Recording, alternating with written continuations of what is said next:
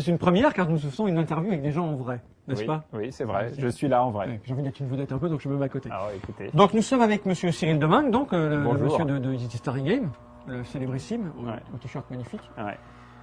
Et donc, nous avons ouï dire qu'il y avait une surprise pour la Gen Con, un jeu mystère. Ouais, mystère.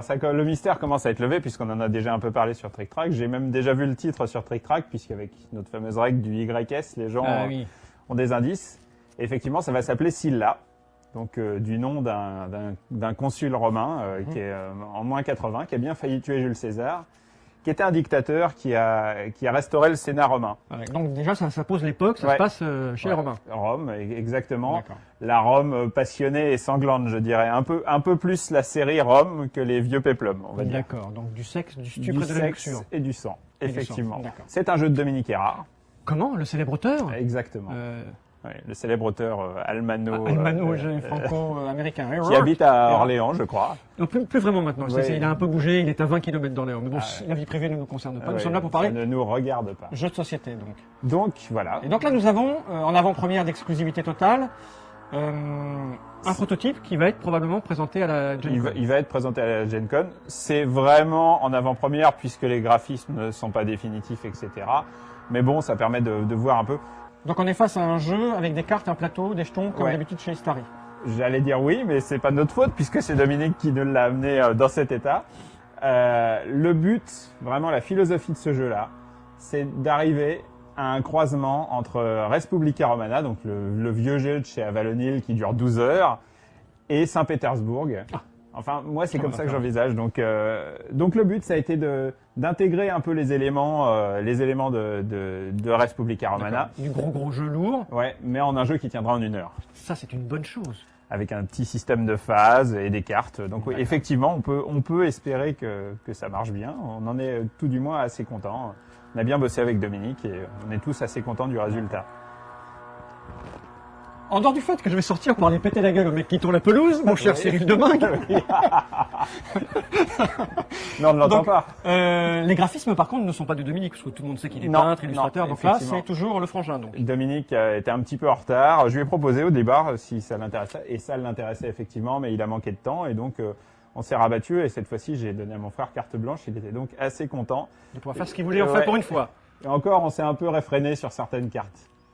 Effectivement, c'est un peu réfréné sur certaines cartes, telles que la décadence. Nous verrons qu'elle va être censurée, malheureusement. Il y a de la fesse. Il y a de la fesse. Moi, je vais le tuer, où il est.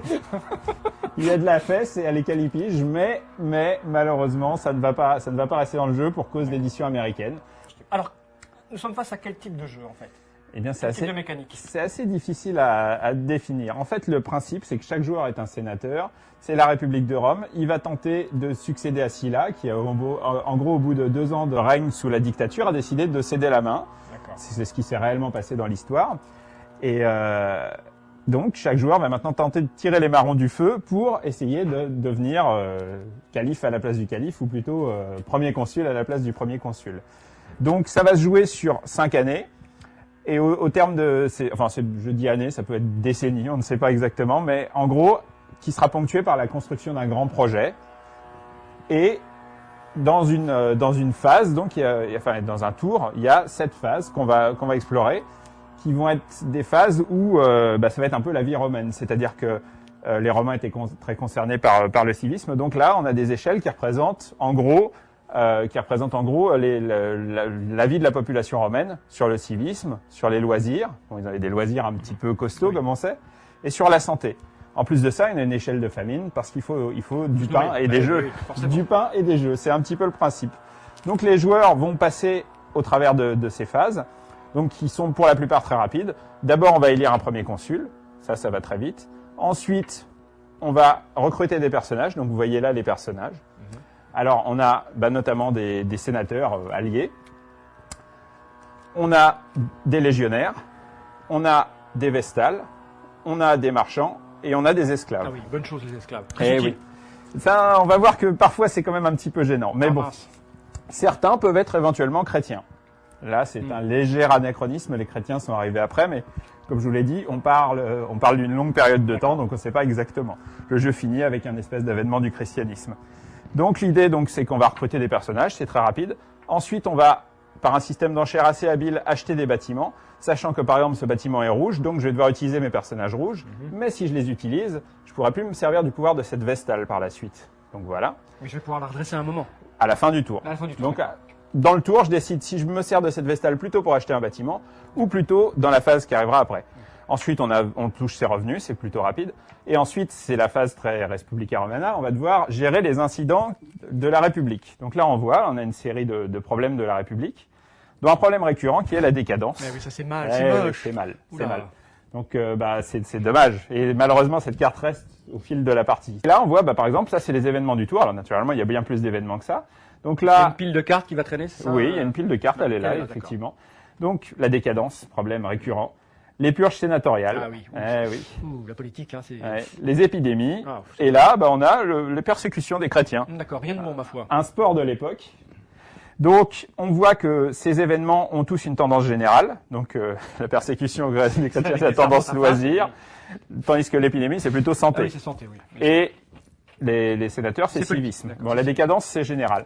Les joueurs, suivant s'ils ont des vestales ou des légionnaires, vont pouvoir poser des petits cubes pour dire, moi, j'envoie mes légionnaires pour traiter ce problème. D'accord. Sachant que, par exemple, les chrétiens, c'est un problème plutôt pour les légionnaires, tandis que les épidémies, c'est plutôt un problème pour les vestales qui peuvent prier. Ça va permettre déjà d'attribuer des jetons d'influence. Moi, par exemple, si j'ai été beaucoup combattre les épidémies, je vais avoir un jeton santé, parce que ça veut dire que moi, en tant que sénateur, j'ai fait beaucoup pour œuvrer dans le secteur de la santé. Et ça va permettre aussi des effets. Par exemple, la purge sénatoriale, les joueurs vont être obligés de retourner un sénateur. D'accord. Épidémie, ça va faire baisser l'échelle de santé. Mais ça, chaque joueur a son set devant lui, Ouais, exactement. à récupérer des Chaque cartes. joueur commence avec 4 et finit avec 9.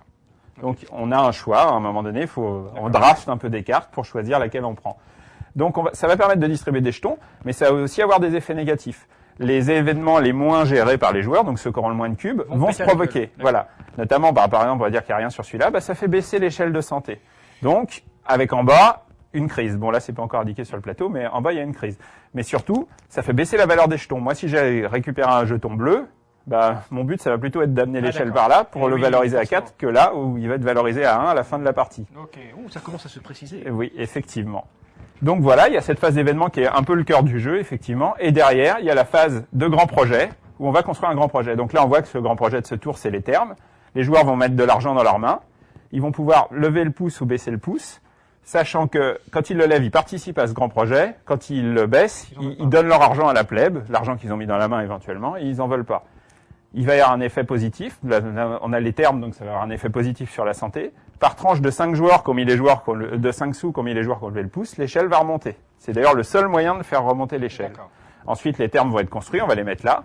Et là, hop, c'est la fin de la partie. Et quel est l'intérêt de mettre de l'argent et de pas participer au projet? Parce que si ça va à la plèbe, l'argent, ça rapporte de l'argent aussi. Mais Sauf que moi, par exemple, si j'ai pas beaucoup de jetons santé, c'est pas mon intérêt de participer à la montée de l'échelle de santé. Donc c'est un jeu assez fin politiquement.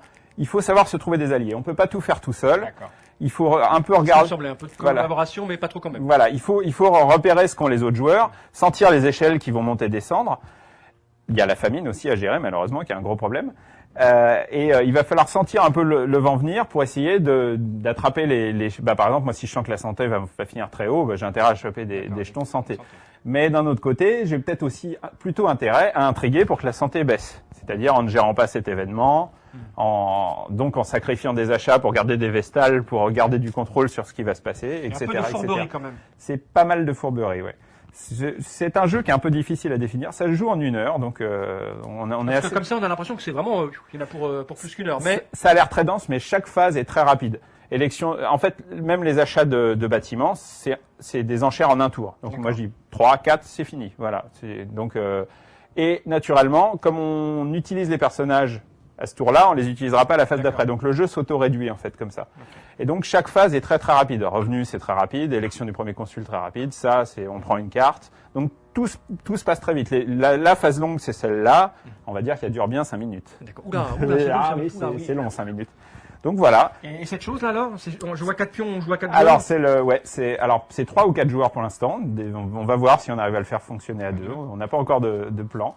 Et ça, c'est le marqueur de score. Alors on commence à 10 points. Pourquoi?